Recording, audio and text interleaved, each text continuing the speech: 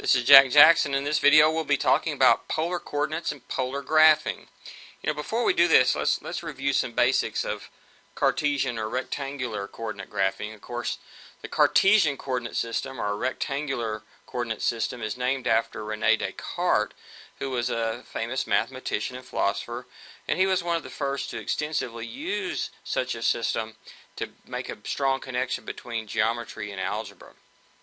And basically you have two number lines, which are called axes. You have a horizontal one, which you typically call the x-axis, and a vertical one, which we call the y-axis, or vertical axis. And these two number lines correspond with the 0 points the same at a point we call the origin, which would have coordinates 0, 0. This divides the plane into actually 6 parts, the two axes themselves, and this region up here where both x and y coordinates are positive, called the first quadrant. Region over here, called the second quadrant. X is negative, y is positive. Quadrant 3, where both coordinates are negative, and quadrant 4, where the first coordinate is positive and the second is negative. And we can find a point like the point 2, 3 here by starting at the origin. The first coordinate tells you how far you go left or right, and then from there we go up or down based on the second coordinate. Of course, right's positive, left is negative, up is positive, down's negative, and so we go from left to right here, left or right, and then from the origin and then up or down. Alternately, we can go up or down first. We could go up 3 first and then to the right 2, and this would get at the point, and so this point has the ordered pair 2, 3 is our x, y coordinates at that point. Notice that our grid lines here are the constant functions.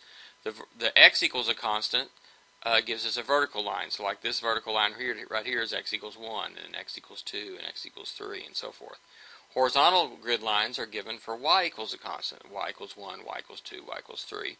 And of course, notice our point is on the vertical line where x equals 2, and it's on the horizontal line where x equals 3. And it's where those two grid lines meet.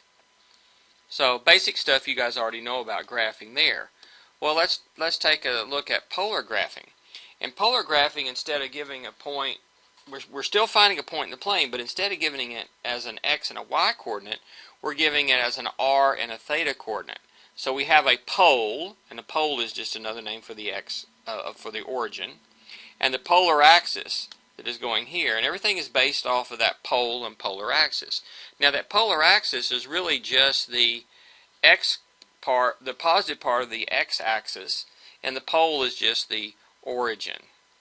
So here's a Cartesian coordinate system along with our axes along with our polar values here.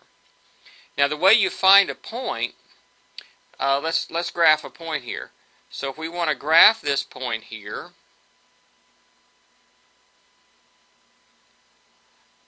let's hide this.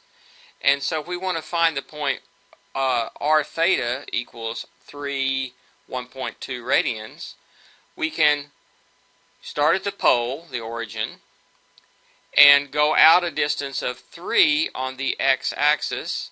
If r had been negative 3, we'd have gone to the left. And then from there we rotate an angle theta, which is 1.2 radians. So we go out from the origin, a distance r, and then rotate through an angle theta. What if we make this negative? Let's see if this does it right. Yeah, it's going to graph it correctly here. So notice we're going out negative 3, so we go negative 3 on the axis here, and then rotate in the direction of positive theta of 100 or 1.2 radians. Okay. Another way we could do this is think of rotating the axis.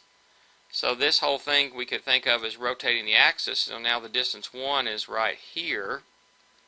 So we're rotating the axis around by distance theta, by an angle theta. And then from this rotated axis, we go out a distance of 3. 1, 2, 3, and we end up there.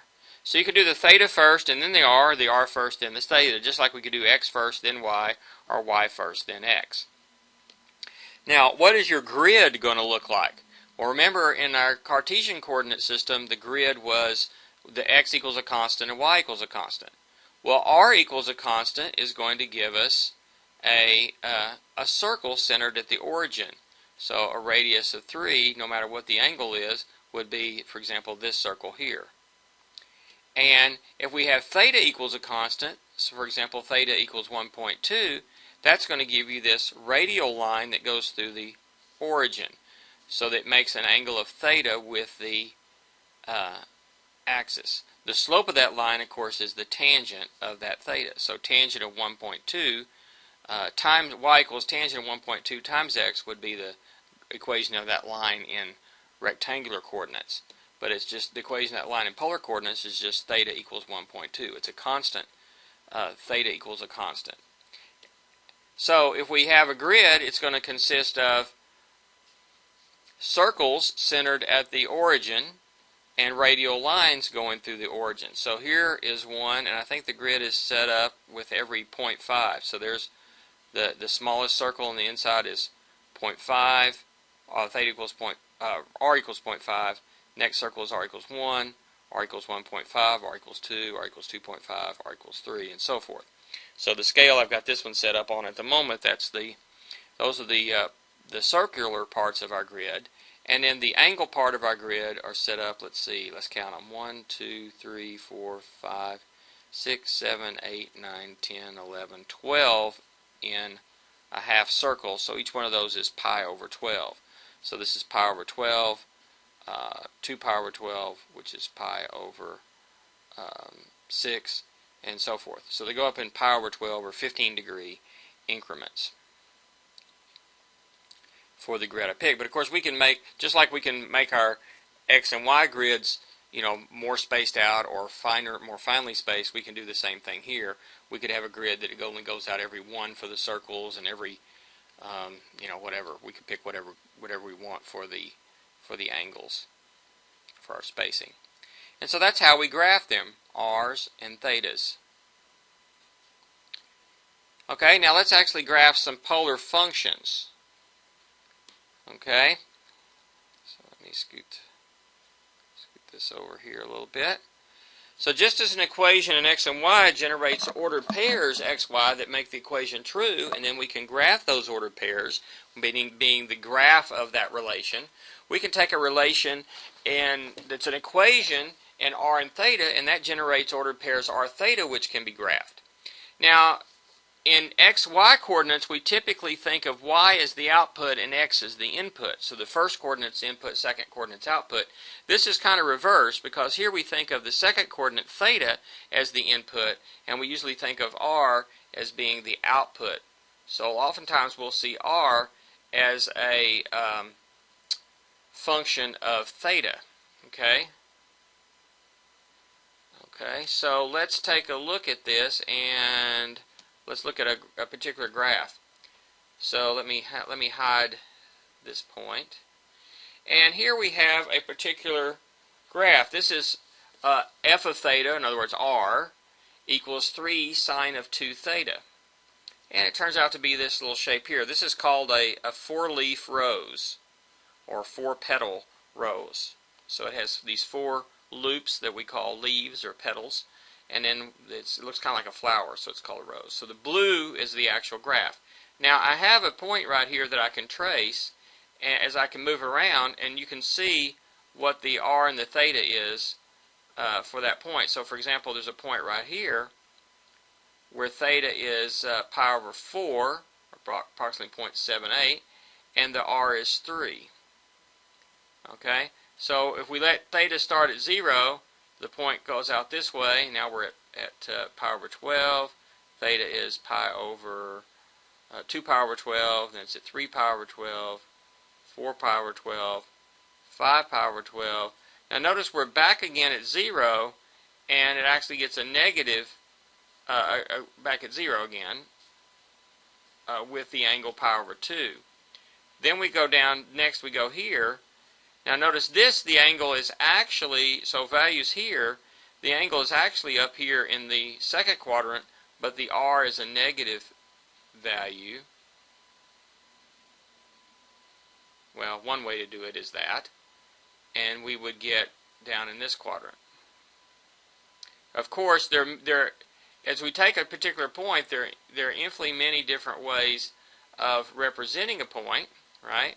For example, I could have this point right here. One way to represent it is r is 3 and theta is, say, pi over 4. But I could also have r is 3 and theta is, well, I could rotate around negative 2, 3, 4, 5, 6, 7 pi over 4. Or I could rotate around the positive direction more than once, and it's going to keep tracing some of these same points over and over again as we choose different thetas. Okay? And so anyway, we can see there are infinitely many values. There's also even values here where you could have a theta down here in this quadrant, but then a negative r. Okay, and the coordinates that it's giving here are just one of those values. So in here, one way to do it is with the negative r, and look at the angles. But you could also do it with a negative angle. Here we can go around. Okay, so we can go around this way. Actually, let's see. As you go around this way, from here to here, this gets to pi over 2. The next place is down here. Actually, it goes around like this. If you went from 0 to 2 pi. It would rotate in the sort of the direction you can see me rotating. So from 0, so if we restricted this and only went from 0 to pi over 2, we'd just get the first leaf in the first quadrant. If we went from pi over 2 to pi, it would look like you get the first quadrant, but actually you're going to get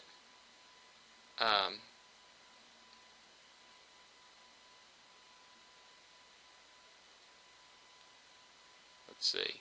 No, we're still going to get positive r's there. Okay, so you can kind of trace that around. But notice you can kind of see where we are.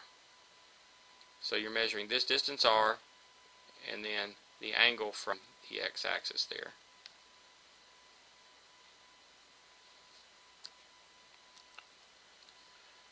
Okay, so there's an example of another function. If I want to, I can type on this and change this. So, for example, I could change this to 3 theta, and it turns out we just get 3 leaves on our rows. But actually it traces this, it'll trace the whole thing once from 0 to pi. And then from pi to 2 pi traces the same thing again. If I were to change this to a 4, notice that's going to change, let's change it to a 5. That's going to change the maximum radius so that it goes out, the furthest point is out on the circle y equals 5. So we're way out here. That darker circle is when y equals 5. So all kinds of really kind of cool shapes you can look at for graphs. And this will allow you to do some graphing of these sorts of things. Now, what if we have different forms? We can convert, if we know the x and y coordinates, we can find the r and the theta, or vice versa. So if we know r and theta, it's really easy to come up with x and y. X is just r cosine theta, and y is just r times sine of theta. So in our particular case, if we're using this red point here, so there's its graph now, where it is right at the moment. Okay, and we see that it is, the x-coordinates are about 1.9 and 2.8, which you can kind of see if you look here. Okay, they are, if this is exactly 3 for r and theta is exactly 1.2, then the exact coordinates are 3 cosine of 1.2, comma 3 sine of 1.2, approximately 1.09, comma 2.80. If we want to convert in the opposite direction, if we know the x and y coordinates, remember r is just how far we are from the origin, it's the square root of x squared plus y squared. It's the Pythagorean theorem, it's our distance formula. We've used that over and over and over and over and over again all semester. And remember that the angle theta here, the tangent of that angle is just the y over the x for that particular one. So here's one way we could work out an angle that would work out with that particular y and x value. Okay, and this is always choosing it so that r would be a positive number. There are also choices where r is a negative number as well. And so we can just use these standard kind of conversions we've been doing all semester. All semester long we've been basically solving little right triangles where we knew the x and y and we found the r and the theta, or we knew the r and the theta and we wanted to find x and y. And so really this is just nothing new. We're just using it, we're just leveraging it to allow us to look at some certain types of graphing.